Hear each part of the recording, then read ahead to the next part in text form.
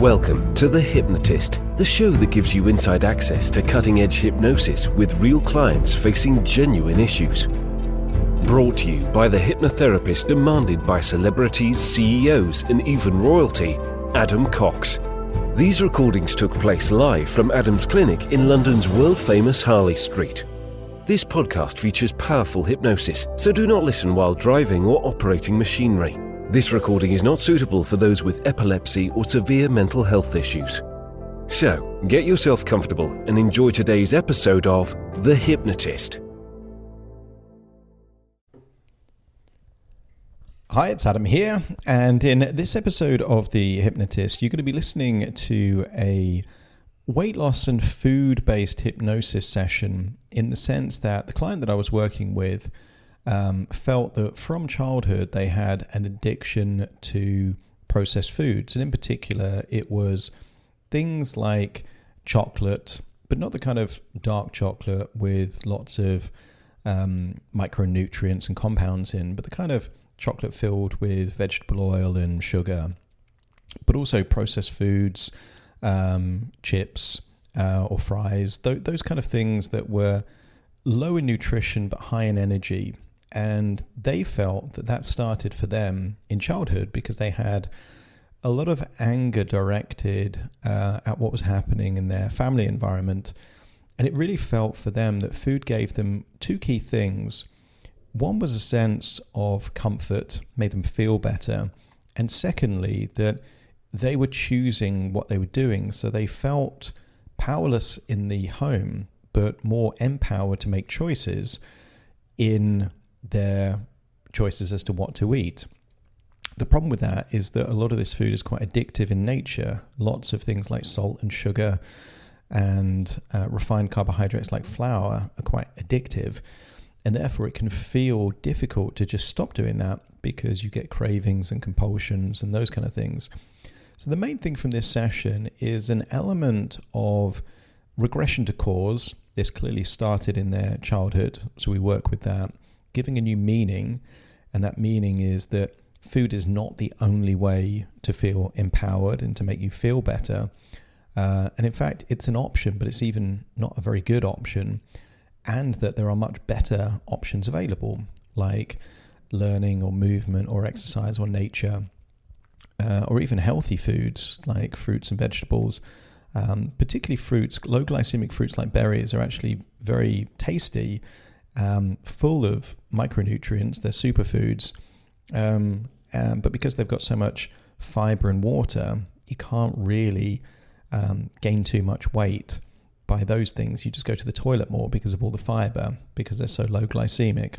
So there's suggestions like that going on, and then an element of future pacing where they get to see their future version of them being free. And the key suggestion I really like in this session is that they are 5 days away of breaking free from this compulsion to process foods.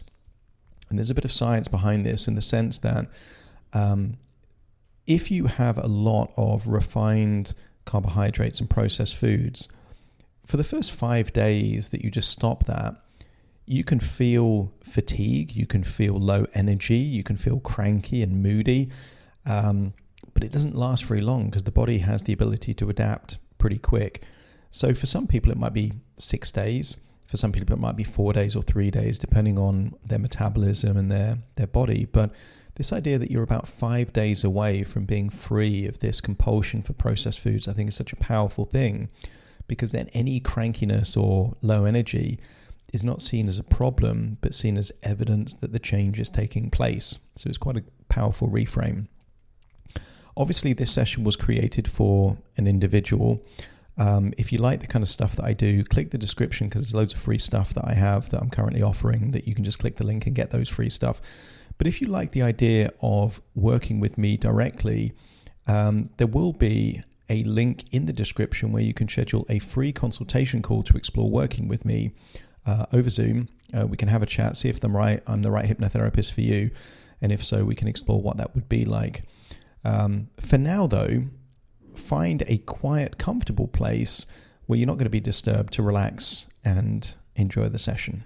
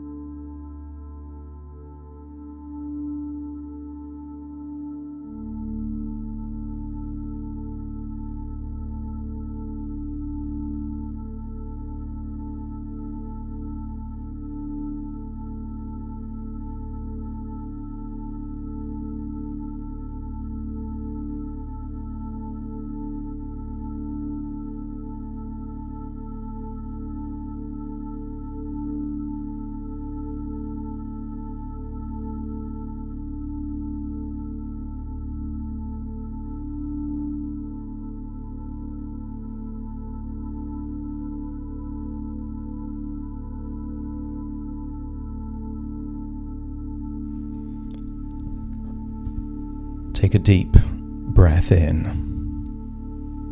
And as you breathe in that resourceful feeling of relaxation. And as you exhale, just release all tension around your eyelids. That's it. And with your eyes closed, notice how much easier it is to focus on the sound of my voice. As you breathe in relaxation and allow yourself to exhale any feelings of tension, stress, or worry. And allow yourself to make the breath slightly deeper as you breathe in. And as you exhale, just allow yourself to carry on the breath for longer than you normally would.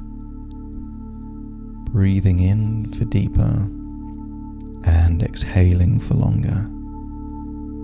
And I want you to imagine you're breathing in a healing white light. A bright white light. Imagine breathing in that healing white light. But as you exhale, just imagine dark shadows leaving your body, representing any kind of pain, sickness, anger, or stress. Just enable yourself to see those shadows leaving your body as you breathe out, as it feels that just by breathing in and breathing out, it feels like you're cleansing your emotions. Because sometimes an illness is just a reflection of old emotions that you're still holding on to. Give yourself permission to let go of those emotions, breathing in that healing white light of resourcefulness and exhaling those heavy emotions that you've been holding on to. And some of those emotions may be from years and years ago. Some people can hold on to anger, a grudge, or resentment for decades. And a wise man once said, holding on to anger or resentment is like drinking poison and hoping that the other person gets sick. So as you feel that now is the time to let go of those emotions, I want you to allow your imagination to take you back to where certain emotions and certain patterns were formed. The deeper you breathe, the more relaxed you become, and the more relaxed you become, the deeper you breathe. And as your body relaxes, your imagination awakens. And I'd like you to imagine an old bedroom. A bedroom where you used to sleep and feel safe. And maybe you can recall the colour of the wallpaper, or the carpet, or the curtains, certain posters or pictures, certain things that you had back then, and go back to the age where it feels like it all started. Feelings of anger or frustration, powerlessness. But I want you to go back as an adult, not back into your child's body. Go back at your current age and find yourself there in that old bedroom. And when you're there, just let me know by nodding your head. That's it. And at the moment, the bedroom is empty. And all I want you to do is imagine lying on that bed that you used to fall asleep in. And maybe your body's too big for that bed. But just imagine curling up your body so that you fit. I'm going to count down from 5 to 1, and I want you to imagine what it would feel like to fall asleep in that childhood bed. 5, feeling deeper and deeper relaxed. 4, arms and legs feel limp, loose and heavy. 3, even your internal organs start to relax, particularly your gut, your heart, your lungs. Breathing in effortlessly and exhaling more of that tension or stress. That's it. 1. Just feel how good it would feel for your whole body to drift off into a dreamlike sleep there in that bed. And imagine you're waking up in the same room, only this time you see that younger version of you there in the same room. They're now confused because there's 2 of you in the room and they don't know who you are. A version of you fast asleep in a bed and a version of you standing up. But reassure them, in fact convince that younger version of you that you are them from the future. And the only way you can possibly do that is to share with them a secret that only they know. Tell them something they did that nobody else knew about. And when you've convinced them that you are them from the future, let me know by nodding your head. That's it. And I want you to tell them that you are there to help them. You are there because you know they get angry every now and then. And I want you to tell them that something that will appeal to them either now or in the future when they get angry, when they feel frustrated, or when they feel low, is food. But I want you to warn them. Warn them that some of this food is addictive. Some of this food feels like a friend, but it's actually an enemy. It feels like it's helping, but actually it's damaging your health. And I want you to explain this in words that a child would understand, so it really does make sense for them. And when they start to understand that food as a tool to make them feel better works, but it comes at a cost. When they understand that principle, let me know by nodding your head.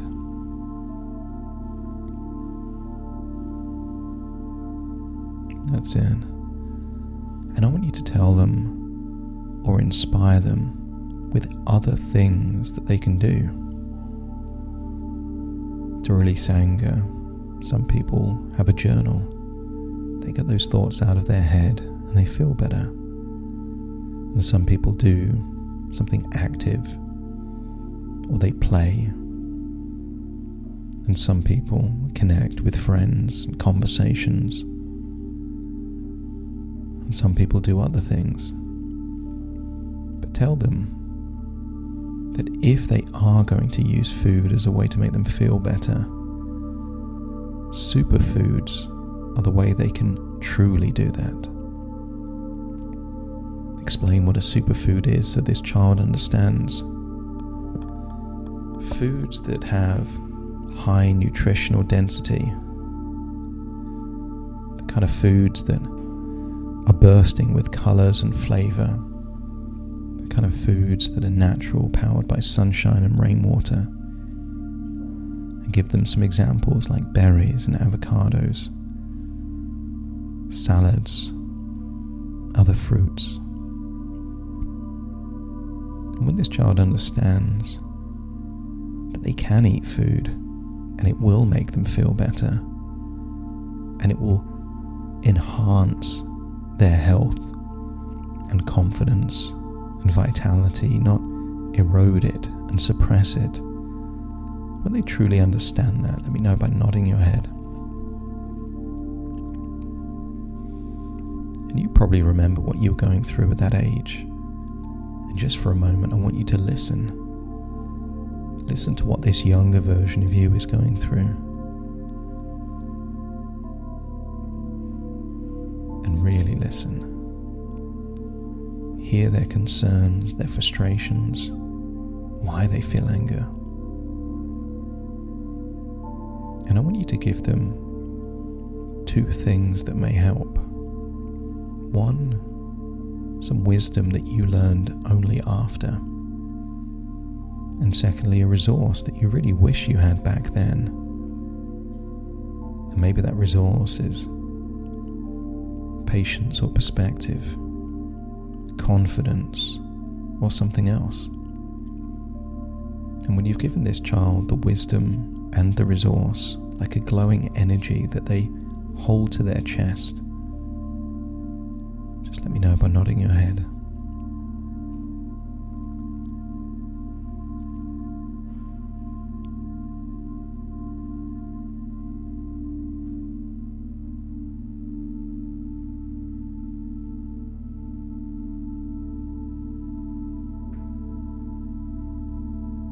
Taking hold of your wisdom, absorbing your resource, and they feel more empowered, more able to cope. And I want you to feel that you've planted a seed that has reconciled not just anger from your childhood, but a coping strategy. So just hug that child, say goodbye, and then float to seeing yourself perhaps as a young teenager.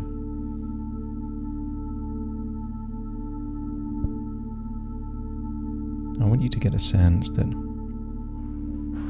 you are seeing yourself buying some processed food, maybe chocolate, maybe hot chips. But I want you to see that that younger version of you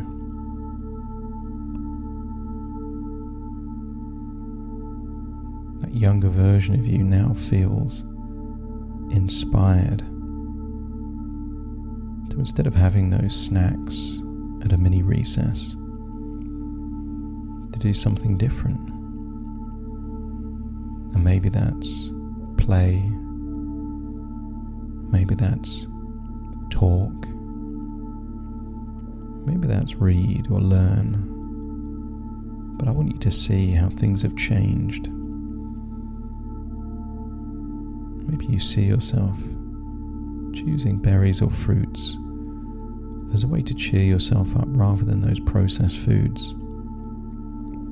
And I want you to get a sense that that chain that has been tethered to certain foods to make you feel good, I want you to feel that you are 5 days away from breaking free of this pattern that has haunted you for many, many years, affected your confidence, affected your health, affected your ability to live life on your terms.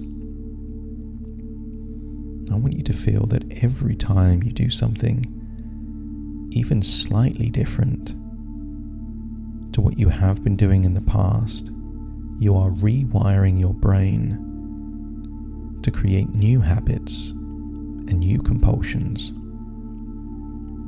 And whenever you think about certain processed foods, just imagine it filled with bacteria, germs, other people's saliva or phlegm, and notice that just thinking that way makes the food less desirable. But more importantly, I want you to tap into a wonderful feeling of defiance. I want you to feel that every time you choose an alternative to processed foods, you are becoming victorious. There was a time when it was difficult for you to win. That time in your childhood you had less power, couldn't make the decisions, but you're not that child anymore. Every time you choose not to have processed foods and something else like walking in nature, movement, healthy foods, you are defeating the anger of your past. You are taking back control of your life. You are moving forward to a future where you are happy and healthy, and you are free of those compulsions and any cravings any crankiness, any natural withdrawals when you reduce those processed foods. They're not problems, they are evidence that you are closer to breaking free. Closer and closer, and I want you to imagine observing yourself over a 5-day period, making different choices, having dark chocolate, that if you feel a craving for chocolate, you have really dark chocolate, maybe 85 or 90% cocoa solids. If there is a craving for something like chips or a processed food or a snack, I want you to see that version of you having a healthy alternative instead, or just sitting with the craving and letting it pass. And I want you to see that there is a new level of resolve in you, a defiance in you, a stubbornness in you. You will do whatever it takes to turn a compulsion and what you thought was an addiction into simply an option, and not even a very good option. And just imagine that you have broken free. See how you increase your mobility, eat more normal meals that are healthy, full of whole foods. See how your body adapts, increased energy levels, more feelings of motivation to try new things. And I want you to imagine what it would be like a year from now, a year of being broken free from those compulsions, those impulses, those cravings. Imagine looking at yourself in the mirror, seeing that your body has changed. See yourself smiling and happy. See yourself with more mobility, more health, more vitality. And if this feels like a desirable future, and that you're just 5 days away from being on the path towards this future, just let me know by nodding your head. That's it. And step into that version of you. Feel that that is now your identity in advance. That those old identities of being angry, being the one that could eat the most, that wasn't you. That was a coping strategy. And you don't need that coping strategy anymore. As soon as you let that go, like an old piece of furniture that you never use anymore, feel that you can really embrace the new version of you. The version of you that feels empowered and defiant, that feels like you have truly broken free from the anger, the frustration, and the coping strategies of your past. Then float back to that childhood bedroom. Say goodbye to that younger version of you. Give them a hug. Tell them they're loved. Tell them they're important. Tell them it's their choices, not their compulsions, that matter. And then step into that version of you sleeping in the bed, just like Goldilocks. But as you awaken and float all the way back to your physical body now with all of these changes. New ideas, new ways of thinking, new ways of framing what is a compulsion, what is an addiction. You are 5 days away from freedom. And with that in mind, take a deep breath in through your nose and out through your nose. Just wiggle your fingers and wiggle your toes, connect and calibrate into the here and the now. As I now count from 1 to 10 to awaken you. Starting to count. 1, 2, 3, waking up. 4, 5, 6, more alert. 7, 8, open your eyes, open your eyes. 9, 10, wide awake, wide awake, wide awake.